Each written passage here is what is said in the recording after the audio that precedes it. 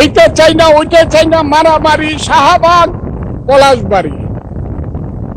সেই পলাশবাড়িতে দেখা যাচ্ছে 81 ফুট রাম মন্দির হচ্ছে, আর প্রত্যেক দিন মিছিল হচ্ছে।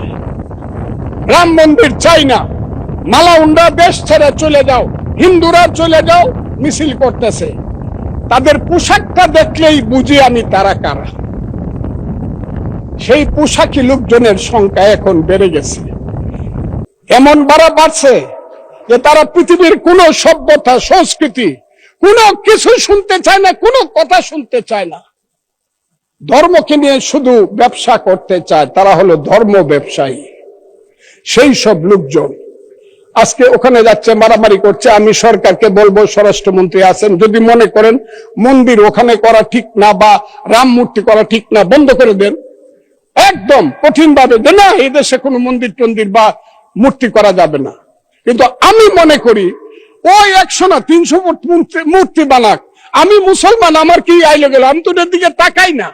আমি প্রয়োজনে 25 তলা মসজিদ করব, অসুবিধা কি?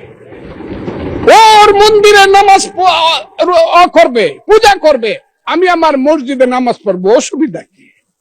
একসাথে কি আমরা থাকবো না? ওরা কি 9% মানুষ, 1.5 কোটি মানুষ, ওরা কি থাকবে না? এই দেশের, এদের দেশ।